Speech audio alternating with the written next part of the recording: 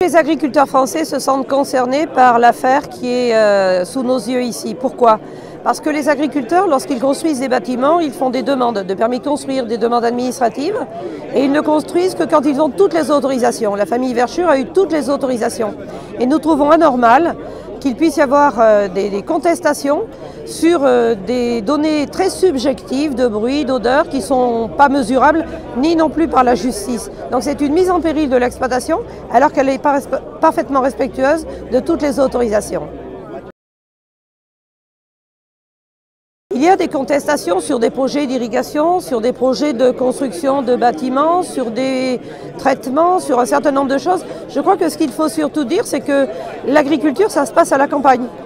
Les activités agricoles avec des tracteurs, des moissonneuses, des machines, des animaux, ça génère du bruit, ça génère des odeurs, c'est une réalité. Certains l'apprécient.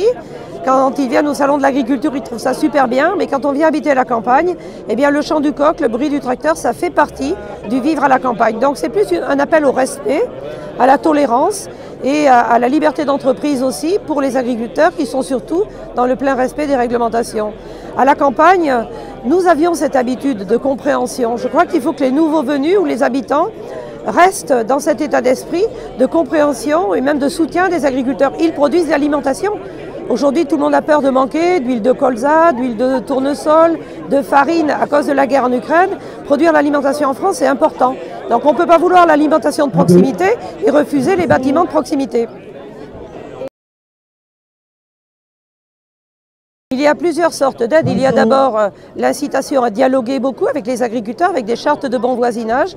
Et il y a, quand il y a un problème comme ici, un accompagnement juridique et psychologique des agriculteurs. Non, moi je refuse de dire que ça fera jurisprudence. Il faut que nous expliquions les choses posément. Les juges doivent comprendre et ramener de la raison dans ces débats-là. Ce qui manque, c'est la raison et le bon sens.